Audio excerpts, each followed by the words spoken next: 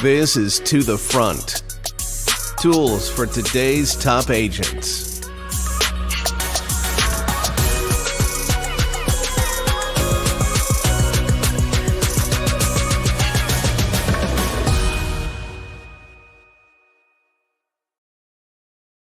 All right, welcome back to episode number 30 of To the Front. We are grateful you're a part of the journey, whether you're joining us on YouTube, Spotify, Apple Podcasts. We're grateful. Hey, make sure to hit the like, the subscribe button. That's really helpful for us to know. And also in the comments of an episode, if there's a topic that you want us to cover, we would love to cover that, right? Because the idea behind the podcast is that we're going to give you actually helpful content. We're not trying to sell you anything, push anything on you. We're trying to give you really helpful tools to run your agency, to run your business, take it right to the top. And so we're excited about that. But hey, today's episode, I want to give you the topic because I think it's going to really raise some ears. And here's the topic. Are you ready? Conversations with customers that go somewhere. That's the topic. And maybe you've had the unfortunate experience like I have to eavesdrop on a team member or a salesperson's conversation with one of your customers or potential customers, and you cringe. Do you know that moment when you're listening and they're missing opportunities to build relationships, or they're pushing the product too fast, or it's clunky, or they don't really know quite what to say or how to ask for the business. And by the end of the conversation, the team member's frustrated. The customer just wants to get off the phone. And what happens? Well, it means your business doesn't grow. It means you probably don't have a customer. And if you do, sign them, book them, write them for something they may not be on very long, right? So today's episode is how do we combat that? How do you have conversations with customers that go somewhere and it's intentional? And to do that, I want to bring on my friend Michael Weaver from Weaver Sales Academy. Michael, what's going on? Hey, Adam, what's going on, brother? Thank you so much for bringing me on today. I'm pumped for today's show. Absolutely, dude. Welcome. I've been wanting to have you on the podcast since day one, right? Because if you don't know Michael Weaver, you should. A renowned coach in the insurance and business space, has a podcast, academy, author of multiple books. I'm going to let you introduce yourself. But my guess is, in fact, if you're in the space, you know of Michael Weaver, and a ton of you use him. But the reason I want to bring on Michael today is because a lot of his coaching focuses around the relationship building conversation piece with your customers, right? Building a business that's more than just pushing a product. It truly is about building the lifelong relationships that will produce that. It produces referrals. It produces everything that you need. So, hey, Michael, hey, before we get started on the episode, why don't you tell us a little bit about yourself for the listeners that don't know you, which they should. Tell us about yourself and your family, Weaver Sales Academy, anything else you want to say to give them a little picture into you. Yeah, we'll take a quick 30,000 foot view real fast. So 2 minutes. So I got my start in the industry I'm gonna age myself here, but back in 2009, so 16 years ago, started as a producer, working with an agent, and just kind of stumbled across that opportunity, honestly. And I'm very grateful and thankful for the opportunity, and that I did stumble across it versus going down the path of wanting to be a lawyer. So in 2010, started full-time working with him. And in 2014, we started, I say we, my wife and I had a wild 6 months. So we got engaged May 29th. I interviewed for agency in August. We bought our first home in October, and then got married in February and started the agency, a scratch agency, together in 2014 in April. Had a whopping $5,000 to our name. Probably shouldn't even have been given the agency opportunity, but had a proven track record of success. So we got it, and backs were against the wall, but we made it happen. A lot of 18, 20-hour days, as you know, Adam, with any new agency. And I did that probably 18 to 24 months. We did really well on paper. It was great. And obviously, as you know, just because it's great on paper and great on the outside, not everything's always good on the inside, which we'll get to some of these conversation pieces in a little bit, because that was a big focus that I changed from going from transactional selling to more transformational. And then in 2018, late 2017, we were headed to New Zealand. And so we were going to take a 30-day hiatus away from the business. And we were about 2.5 years in now. So started to get a team, processes and systems started to work.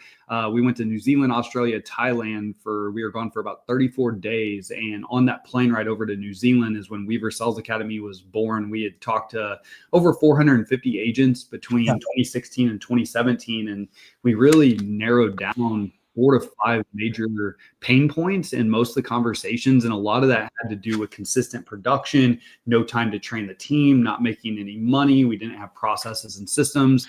And so when we got back, we got to work, took about 6 months of recording, but we built an online school for insurance professionals to really take over that training of their team, whether it's a brand new hire or tenured team member, and really focused on auto fire life insurance.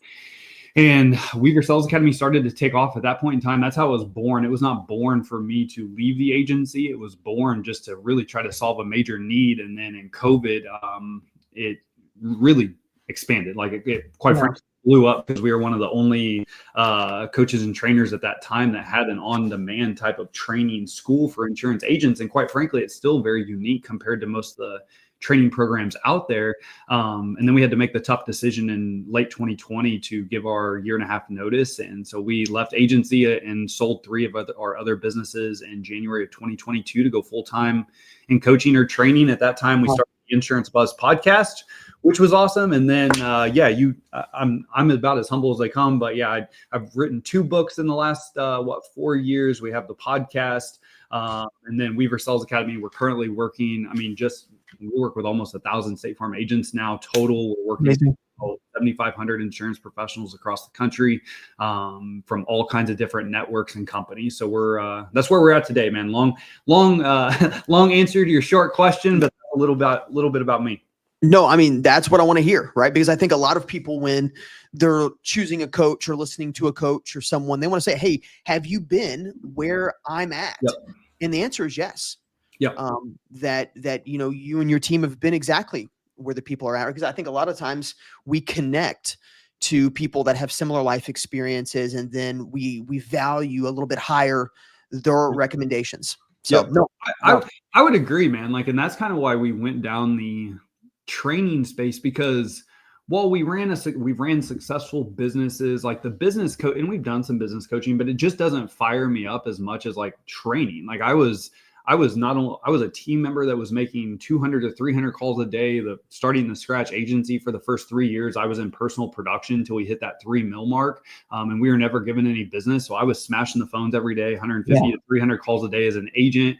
And so that's what speaks to me. I've invested a ton of money and energy into becoming the best at sales that I can. From really investing in Cardone University was one of my biggest investments I ever made as my first year as an agent. It was like a $10,000 investment. I was like, I gotta wait till I get my first paycheck because of the bonus structure back then to even be able to afford this for my team. And since then, I've done just about every training program.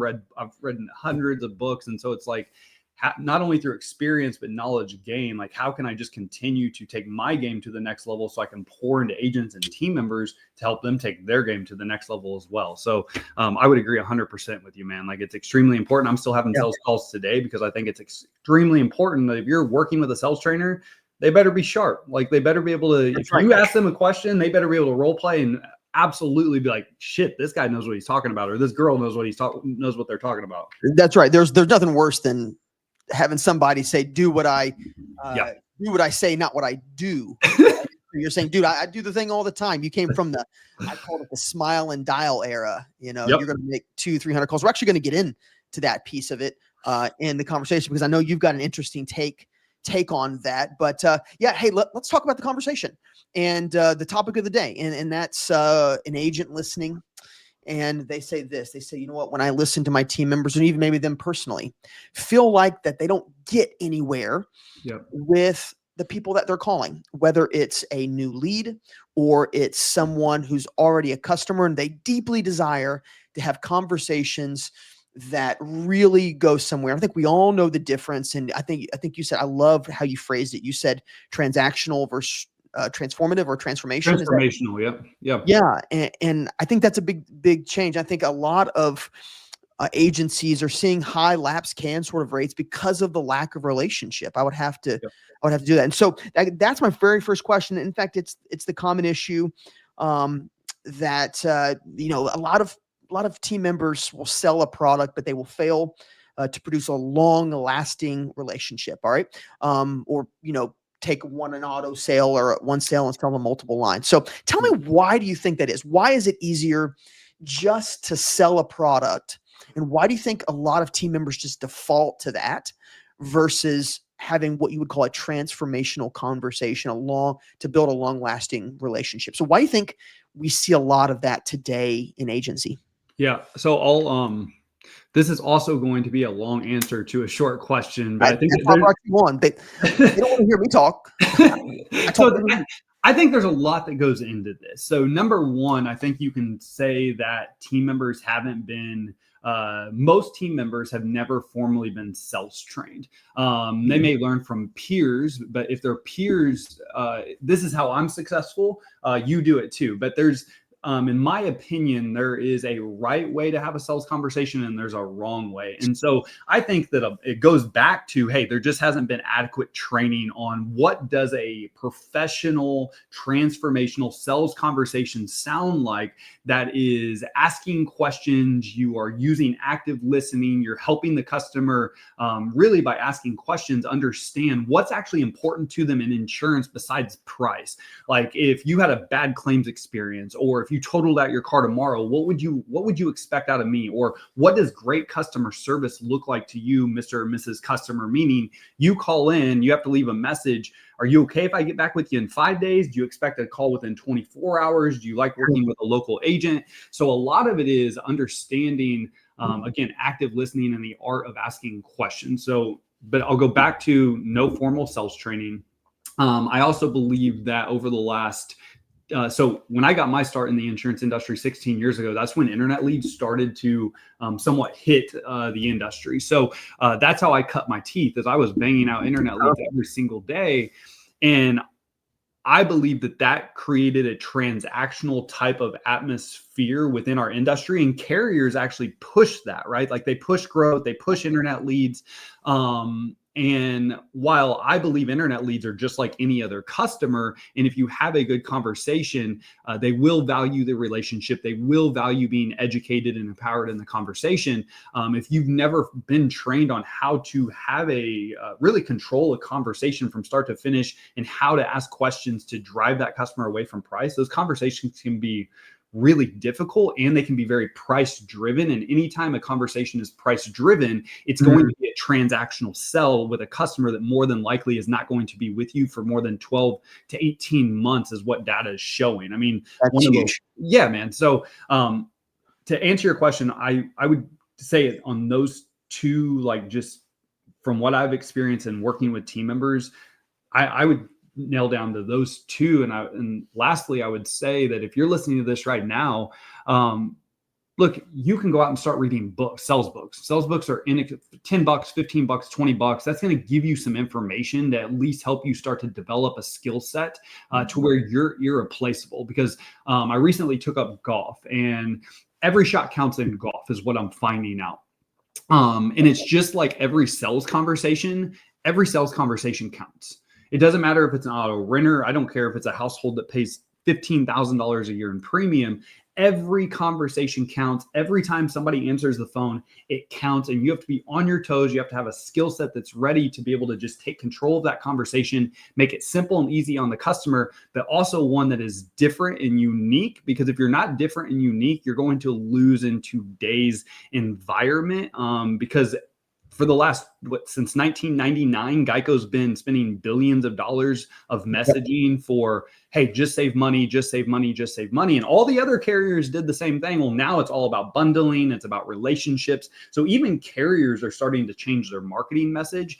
But man, 25 years of just marketing of, hey, insurance doesn't matter. Just buy the cheapest thing available.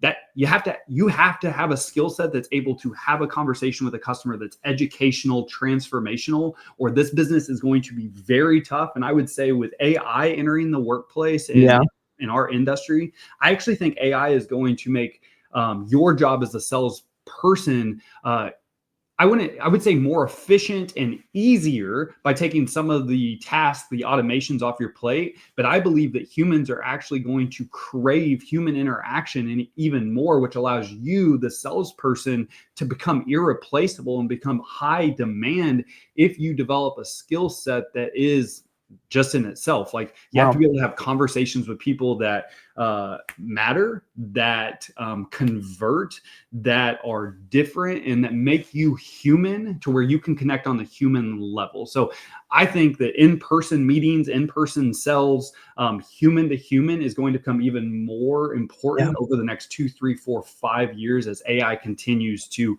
enter our industry and really disrupt our industry. Sure, absolutely. And a couple of things. One, if you just started playing golf, it is the hardest game I've ever played golf. I'm playing for 30 years. Fun and frustrating, baby. Fun and frustrating. I'm telling you, there's actually an Instagram account I follow right now. It's called Zero to Scratch. Guy's trying to go from zero to be a scratch golfer in a year. He's going to fall totally on his face. That's not going to happen. But hey, one thing you said there that I think is really important for agents to, there's multiple things you said, but the one thing that really stuck out to me was maybe one of the reasons why they're not having conversations that go somewhere because they're stuck in an old price model, right? I have an agent buddy who had a team member that was incredibly ineffective because their entire sales pitch was number one, they would text. They were just texting customers. And here was their text. Hey, this is so-and-so from so-and-so insurance agency. Hey, I see that you're in the market for insurance on that Honda. I'm going to quote this and I will only message you back if I can save you money. That was his whole pitch. And then he's wondering, why he's getting people that fall off the book so quickly, right? Because the old phrase, if you win them by price, you're going to lose them by price. It's also this idea of sort of decommoditizing the insurance industry. Which brings back what you said, that relational piece of it, that as AI grows, people are going to crave person-to-person interaction. And would you even say that they might be willing to pay more money for that person-to-person interaction as they crave it? 100%. I actually believe I believe money is a myth in sales. So I believe that if you are somebody that continues to hear the price objection in every single conversation, it's not the customers, it's you. And so, because price is going to be, I don't want to disregard price, but customers are willing to pay more for insurance, period. I mean, the average household that we were typically $800 a year more than. Now we are giving more coverage, more policies, but still that was on average of not quoting, of actually closing. And I have customers, and you know this, like with your team, like customers are willing to pay more for more. I mean, 90% of people surveyed say they're willing to pay more for something if they find value in it. Insurance is no different. And to go back to the point you were making with in-person or conversations, 83% of Gen Z surveyed recently said that they want to have a relationship with their financial professional. 79% of millennials say they want to have a relationship with their professional. So I think that absolutely right now, people are more willing, in my opinion, to pay more for things because everything has went up. I don't know about you, Adam, but Courtney and I can't even go out to eat and have a beverage and get out of a restaurant for less than $100 in today's times with the tip. That's right. So what is, and people eat out all the time, so that you're willing to go and spend $400, $500, $600, $700, $800 eating out a month, but you're not willing to pay $100 a month more for insurance. I just don't believe that. I just don't. I believe that it's the sales professional that doesn't believe that somebody's willing to pay $100 more a month. And that's coming across in the conversation. Wow. That's only my opinion. That's what I've seen through experience of coaching and training. I mean, it's an awesome point. I'm seriously, and I start thinking about, they're going to be willing to pay for more, right? It's not just more coverage. It's more relationship. They're buying you, and I'm thinking about the whole eating out. I mean, now last night I got out for $60, but that went to Applebee's because we're high class like that. Okay. But, so, you gotta get a little fancy like that. But I will say though, that there are lots of moments when I'm driving around, I'm deciding where the family wants to eat. And you know what? 100%, we would rather pay $150 to go eat hibachi versus going to the Chinese buffet, because we know what we're getting. And so it really is no different, right? It's you No. offer a better value to your customer, to the person that's listening. You offer a better package, right? Which is where I kind of want to go next, right? Because again, a lot of the insurance sales, how I'm directing my team to have these conversations is just around activity. So can I add something just real fast, Yes, Adam? please do that. Because I think it's really important to also understand, like, how you sell one thing is how you sell everything. So with financial services, specifically life insurance being pushed by carriers right now, and in your space, like, life insurance is extremely important from a compensation standpoint. And I understand why carriers are pushing it. It's great for customers. It's profitable. It's predictable. But if your team, or if you're someone right now that you sell based off of price, that means you're going to sell life insurance off price as well. It's not like you can just go from a P&C sales conversation that all price driven, and then we change over to a financial services product, and it's very active listening. It's asking, dig deeper questions. You're building, like, that just doesn't happen because you don't have the skill set for it. So not only is what we're talking about today extremely important, I know we've been talking about P&C, but it is extremely important on the life insurance side, and just honestly, the success and future of your business, of your career, to be able to develop a skill set where you are engaging with customers, you're building rapport with them, you're figuring out what's important, you're presenting a solution for what they told you is important to them. So you're not salesy, you're not transactional, you're actually solving problems, which then eliminates a lot of the objections in the close. Like, that is the success formula, period. That's powerful. You said how you sell one thing is how you're going to sell it all. Period. Oh yeah. Huge. So so that means it's, hey, trying to help your team to understand. It's not just about a bunch of numbers in P&C and have the real deep life. It's like at each piece, you want to sort of practice how you want to play the whole game, right? And the whole game is the whole conversation, the multi-line conversation with a customer. And it starts with the simple, hey, you have to have auto insurance, but let's have a great conversation about that versus, let me just push the cheapest rates at you. And like a simple question that anyone can take right now is, hey, what's important to you besides price with your insurance plan? For example, you total out your car tomorrow. What do you want that claims process to look like? How much do you want to be out of pocket? Do you need a rental car? What do you expect out of me, your insurance agent? Are you going to be okay with talking to a 1-800 number the whole time? Like, just asking questions like that to drive them away from price automatically will enhance your conversion rate in the conversation. If you just take that question right there, dig in, they're going to say just price. Well, no, I understand price is important. I'm going to give you the best price, but tell me, like, you do total out your car tomorrow. Like, what do you want the experience to look like over the next 2, 3, 4 weeks? And what do you expect out of me? It changes the conversation because it changes the mindset the customer went into the call having. Oh, huge. So if you got your team members, they're having a hard time getting their conversations to go somewhere, probably a lot of it, if you were able to listen in, you would hear a lot of what Michael's saying is that it's price, it's transactional versus asking the good questions, right? So let me ask you about, a whole bunch of activities versus just a very, very few, right? So when I'm talking to agents and there's like, I just want my team member to make, 200 calls a day, and I need them to do all these different things. And I just kind of feel like if they're doing all of the activities, then the production will be there, right? And now from a software standpoint, Front Runner, we're real big on activities and tracking those and helping agents to sort of see how things correlate. But I think there is a deeper deal. And I was listening to one of your podcasts the other day, and you were talking about a quote 3 method that sort of has a different take on, let's just do a bunch of activity. It doesn't disregard activity, but it has a different thought pattern. And you call it the quote 3 method. Do you mind talking about that? Because I think it's going to help team members to have better conversations if they think about this.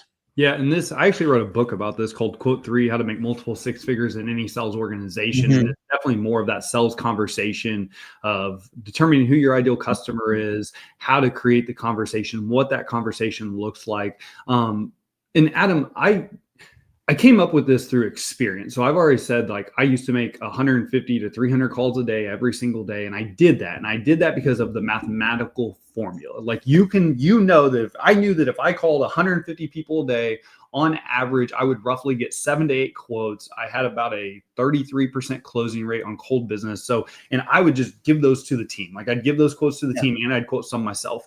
And I would hope that they weren't as good of cold callers. But you can mathematically, without a doubt, bam. What the mathematical formula doesn't calculate is the burnout of the team.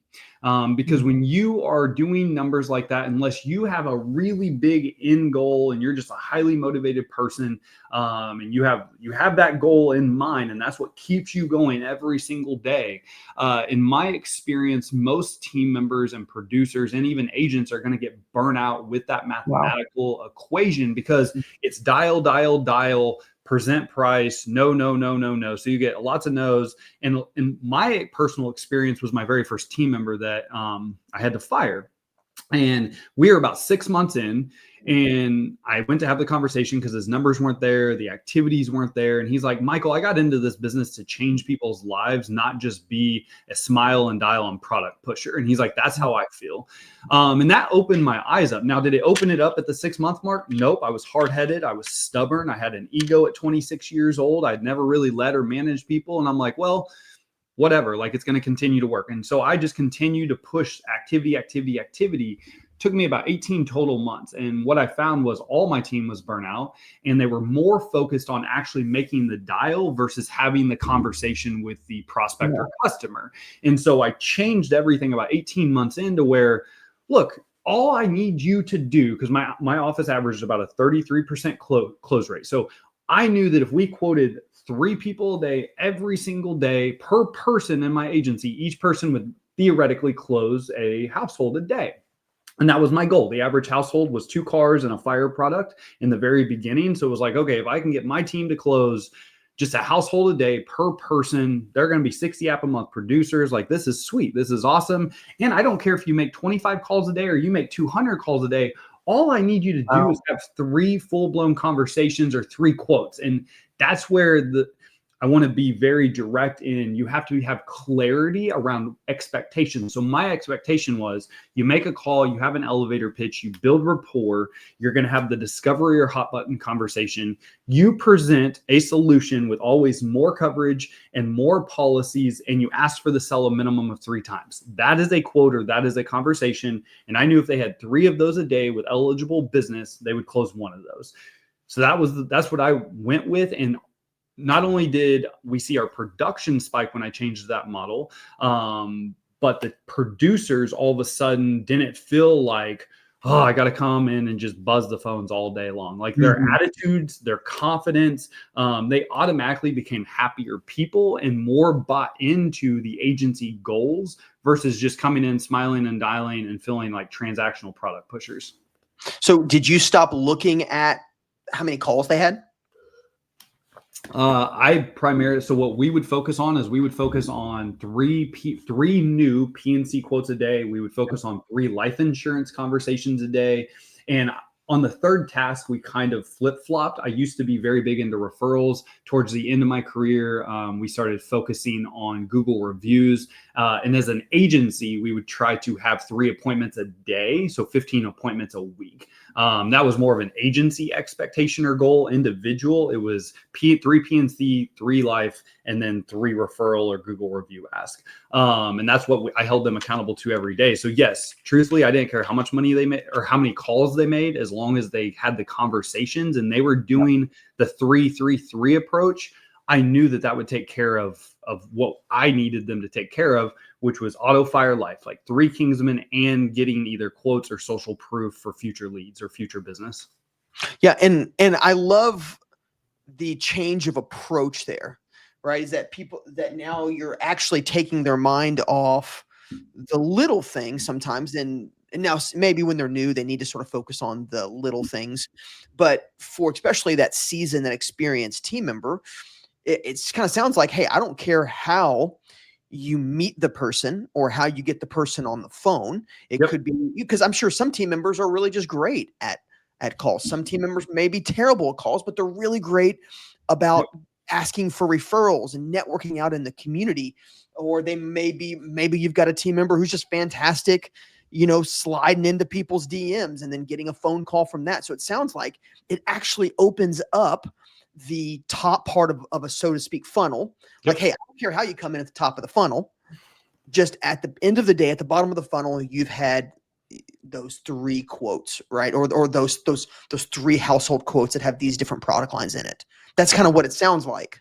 You're spot on, and that's actually what happened. It created more creativity within the agency where the team was bringing prospecting ideas to the table, because now they weren't like, I just didn't hold them accountable to the 150. So my expectation was 150 calls when I started. Like every person had to make 150 calls in the office every single day.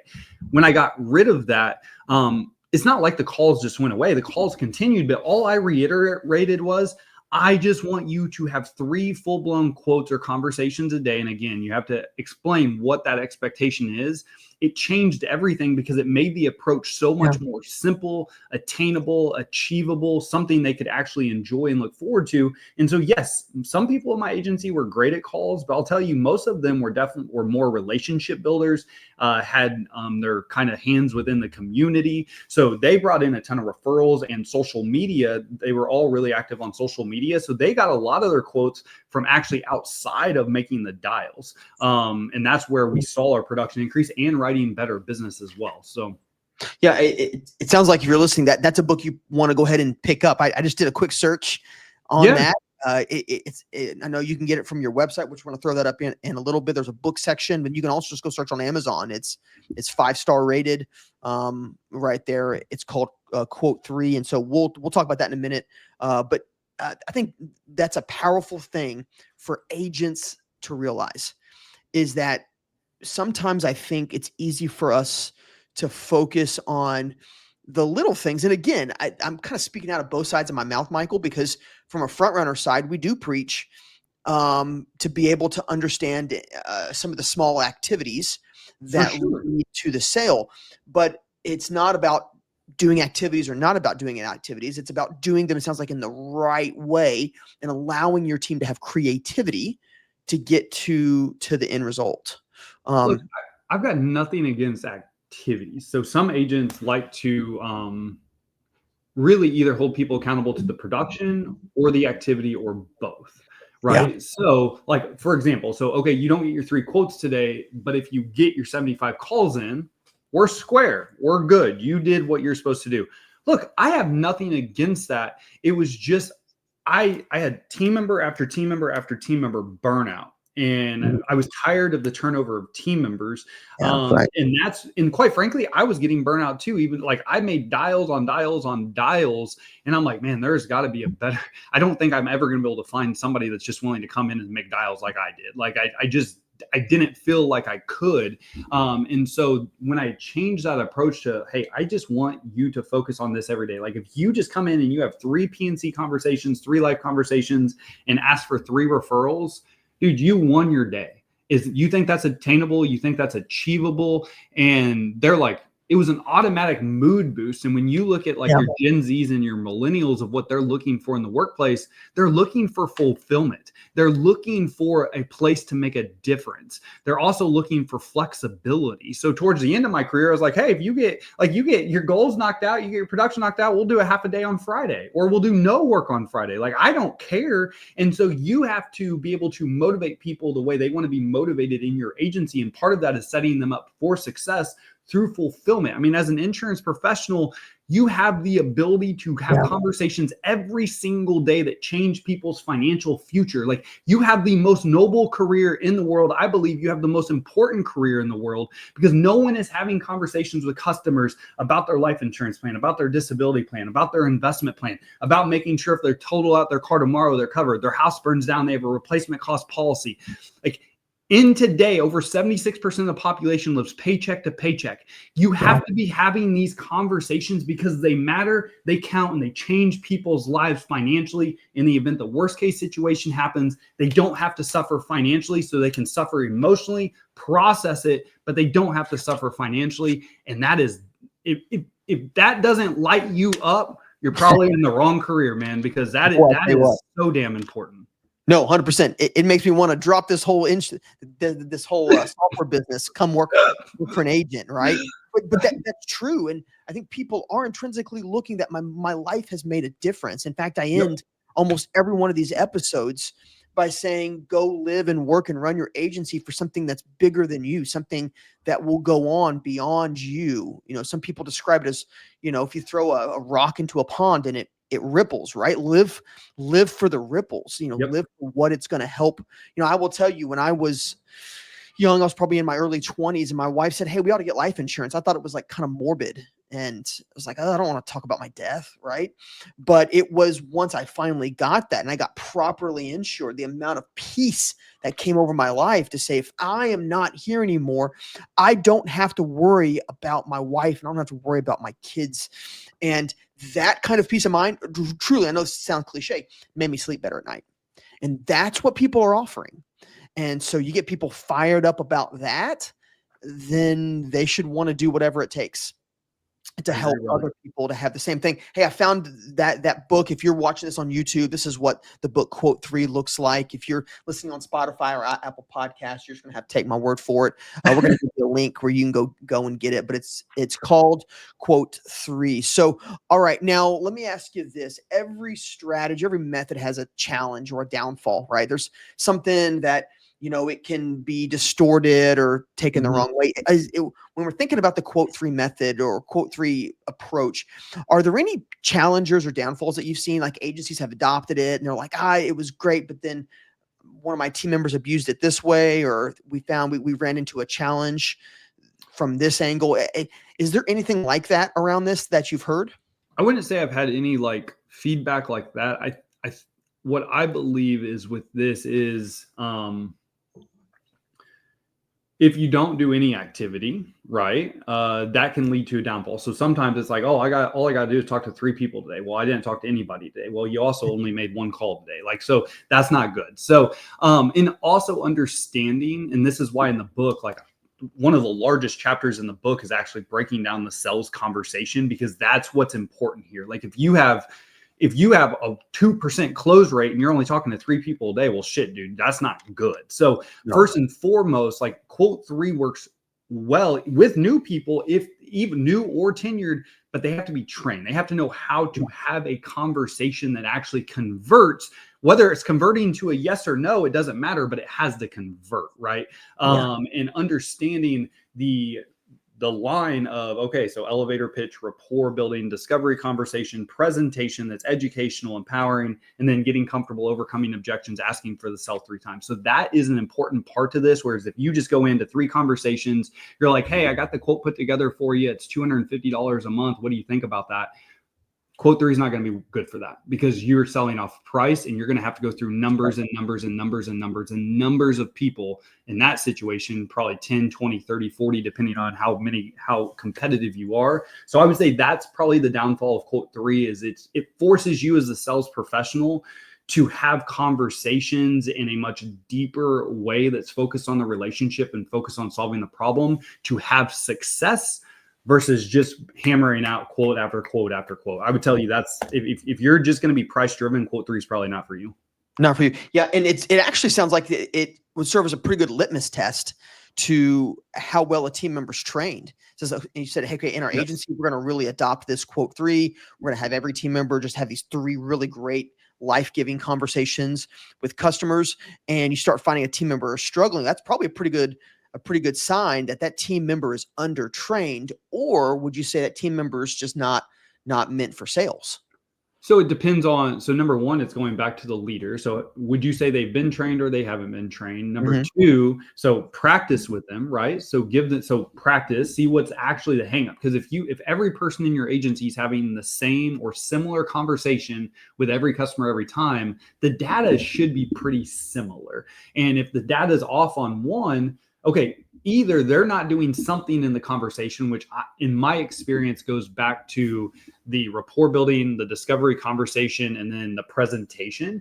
And that's why I teach certain just baseline success principles of always quote more coverage, always quote more policies. Like that was baseline, because that automatically can add value to the conversation. So going back to that, and if you've trained them, you've practiced with them, and they just aren't doing it, maybe sales isn't for them. Maybe service role is, maybe whatever, like maybe more of a specialized role, or maybe they're just not a great fit in your agency and you help them find another career. Sure. And that's, in fact, I think it was 2 episodes ago, I actually brought my twin brother on. I don't know if you know, Michael, there's 2 of me, dude. I didn't know that. Man, he's a good looking dude, but I brought him, I brought him on, and we were talking about overcoming objections and excuses why your team won't sell. And, he made a great point. He says, I don't care who you are, how great of a trainer you are, how motivating you are as a leader. Some people are just not built and made for sales, and there's nothing you can do to make them that way. And so I love what you said. You pivot them to something else, right? Because your obligation to your team is not just what you can get out of them. Your obligation to them is to what you can give to them, right? What you can do for them. In fact, I tell all my teams this from the businesses that I run. I said, my goal is that I would be more about you than what you can do for me, right? And I think as long as you have that attitude, you're going to always have really high quality team members, and you're going to be able to identify how to move people around your agency to fit. So, okay, I want to kind of land the ship here because I know your time is so it's valuable, Michael. So I'm super grateful. But pretend I'm an agent. Can I just add something just real fast? Please. Yeah. All right. In my experience of coaching legitimately thousands of producers and salespeople, I mean, I have role play trainings every Tuesday at Weaver Sales Academy where I role play practice coach in the moment. I've found that a lot of team members struggle with, yes, the training piece maybe hasn't been there. Maybe they haven't formally been sales trained, but there's also core things that get in the way of success, like the fear of bothering people.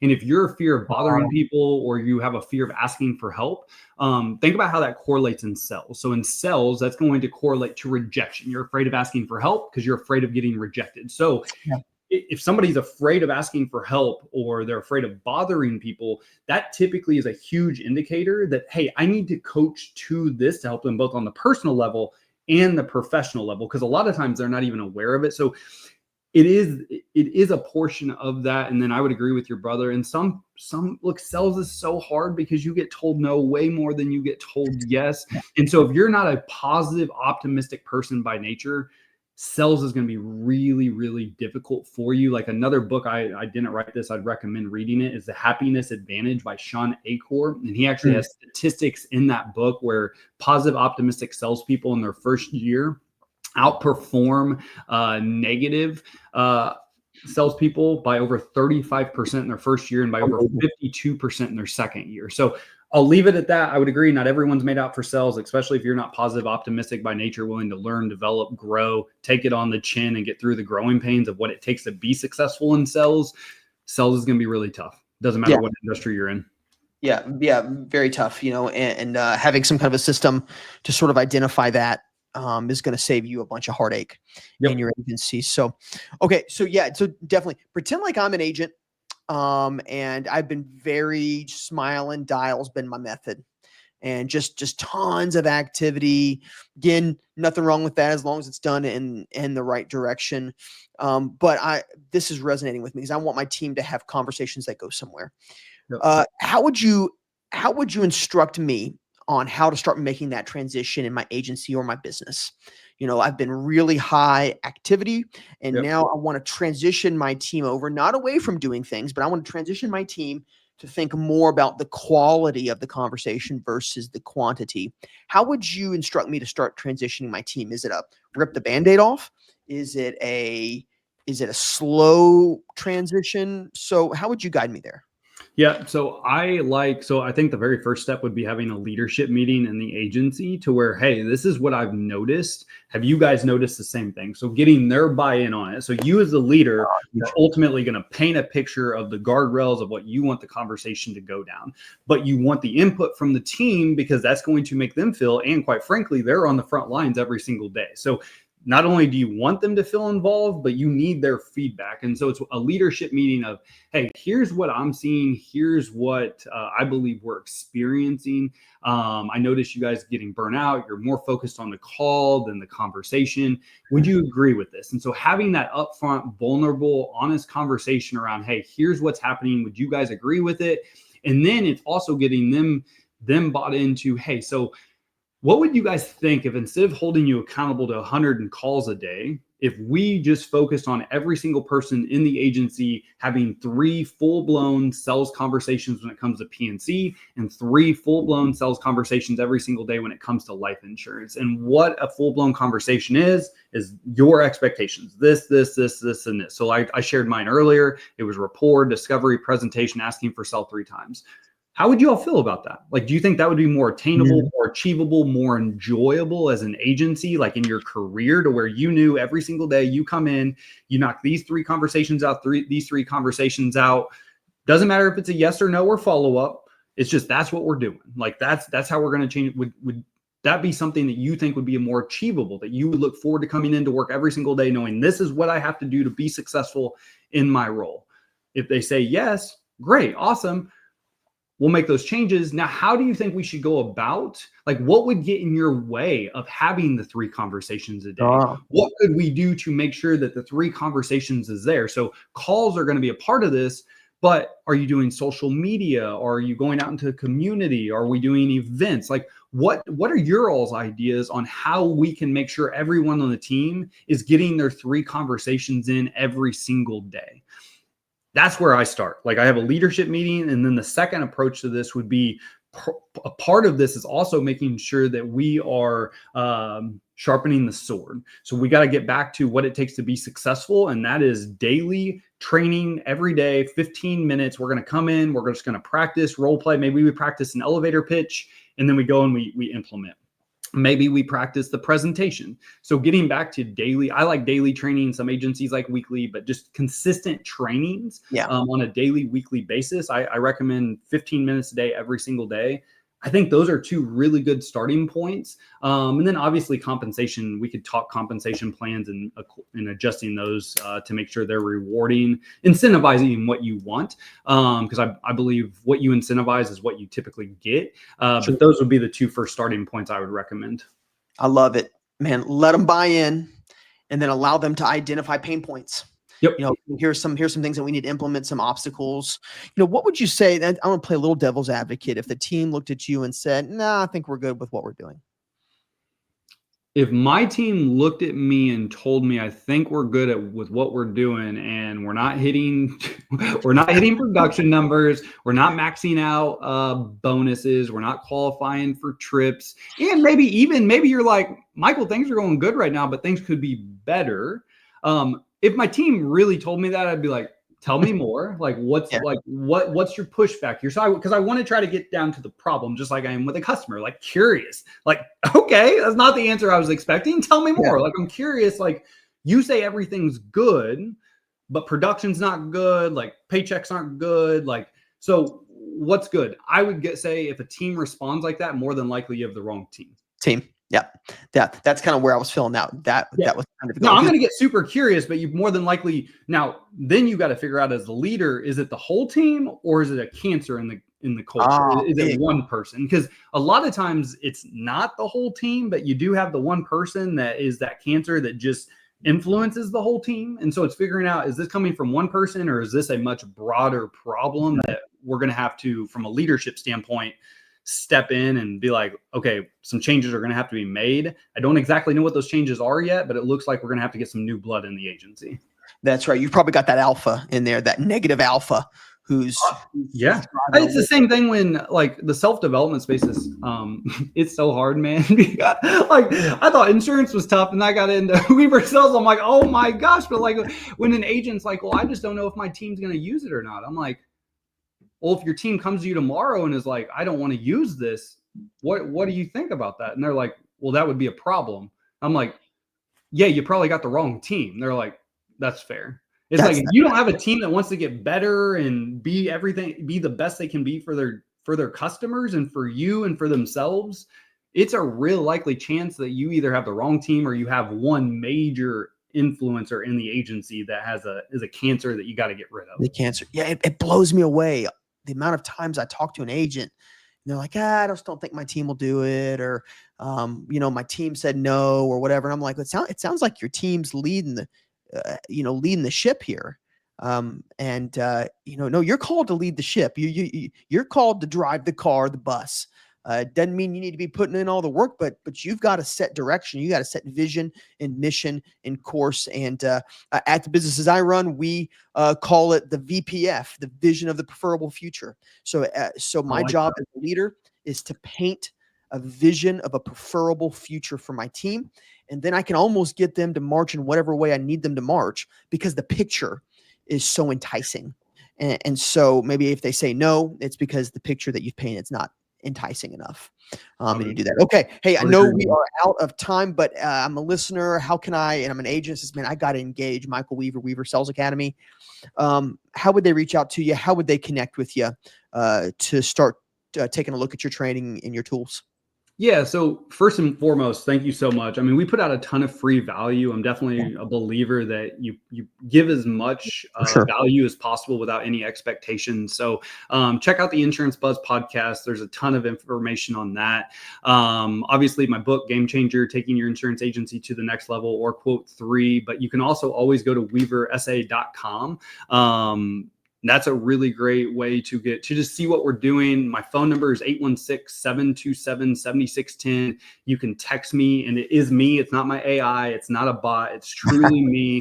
And I'll be the one that responds. And Adam, I'll tell you right now, like, I'm super excited about what we got going on, not only at Weaver Sells, but we're about to launch a new company in August that I think is going to help out a lot of agency owners. It's every agency owner I've talked to has always wanted that agency coach or trainer in the agency, but they don't have the six figures to pay for it. Yep. And my wife and I, Courtney, which were business partners, we've always said, like, agents shouldn't have to choose between growing their business and training their team. And so we developed a tool that will actually give your team and you, it can train your team for you. It will give them instantaneous feedback. They can practice and role play with it. It coaches them in the moment. It can jump on sales calls, listen to their sales call, coach them, and then give you, the agency manager or agent in the office, the feedback of the reports on every conversation, every practice, every training of what that individual did well, what they could improve on, and then what you want to coach them on or should coach them on. And so if you're interested in learning more about that, we're only going to be helping 100 agencies starting in August, just as like a beta group. We've already got 71 on the waiting list. Oh, wow. You can text that number I gave you, 816-727-7610. All you have to do is just in the body of the text, put AI, and then I'll contact you in August. We can get a time on the calendar. And if it makes sense, it makes sense. If it doesn't, that's cool too. That sounds powerful. If you're listening, you need to hop right on that. That sounds like the beta group opens in August. Yep. And you can engage Michael directly, 816-727-7610, or go to the website, weaversa.com. Again, I'm going to spell it out for you in case you're listening on Spotify or Apple Podcasts, which is actually where the majority of our listeners live, a couple of thousand a week.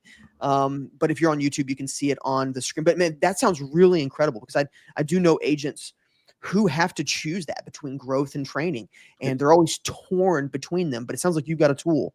Dude, it's something that I know we talked a little bit before this episode aired, but it's like, I've been asked probably over 1,000 times, like, Michael, can you just create a company within Weaver Sales Academy, like, to where we just have, like, you hire people, or you do it yourself, to where you're meeting with my team once a week, you're listening to sales calls, you're coaching them. And there's just no sales training and coaching organizations that have been able to do that, because number one, it's not necessarily cost effective for agents, and it's typically not very profitable for the business as well. So that's why when we came up with this idea, I'm like, oh my gosh, this is going to be cost effective for an agency owner. And it's going to solve so many problems that a human coach or trainer can't even solve, because you can't be with your team. It doesn't matter if you have somebody in your office paying them six figures. They can't be with every team member every day, every conversation, coaching them, listening to calls. Like, it's literally impossible. So yes, I'm very excited about this, because I think when I look back at agency, and my business, I use AI right now in our business to help me be more efficient, give me more transparency on conversations that are being had every single day. It's how I coach my sales team because they're all remote. Man, I just look at this and I'm like, this is a tool just like a CRM, just like a front runner. This isn't a would be nice. This is an absolute must moving forward in your career to be as successful as possible. I agree, boy. And I'm excited to see that roll out. Yeah, Obviously, we're big fans here at Frontrunner of Weaver Sales Academy. You know, we talk to agents every day that love your training, love your services, your books, and then it sounds like they're going to start to love this new AI tool that's going to give them that they've been asking for. So, okay, hey, I know we're out of time, but final thoughts before we wrap up today. Anything else you want to? Man, brother, I just appreciate you bringing me on. You guys do a fantastic job. And for any of you that are listening, just keep, I know that the days can be tough sometimes. I know that sometimes you can feel like people's garbage can, but please know what you do every single day matters more than you probably give it credit for. You have the ability to go out and have conversations with people every single day that matter, that have the ability to change their financial future. So even when things get tough, please try to remember the good things going on in your life, why you got into this, and the impact you can make within your career, your community, your family, because what you do matters every single day. Again, you guys wear like a big A on your chest, just like Superman. You're the protector of assets, baby. So keep making a difference and keep crushing, baby. I love it. Michael, thank you so much for your time. I really appreciate you coming on today. Thanks, Adam. Perfect way. All right. And that's going to be it for episode number 30 of To the Front. You've been listening to Michael Weaver from Weaver Sales Academy. Powerful stuff from how to have conversations with customers that go somewhere. You need to bookmark this episode. You need to go back to it because there are proven methods and strategies that will help your team have better conversations and that actually lead somewhere, that actually don't leave your customers felt sold to.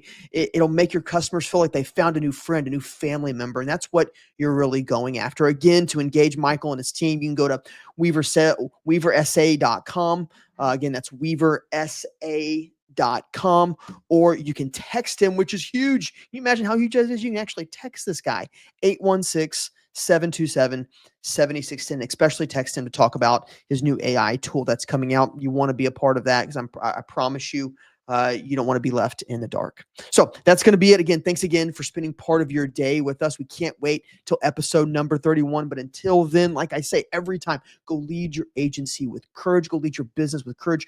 Go lead for something bigger than you, something that will go on a whole lot longer than your own life. Until then, take care.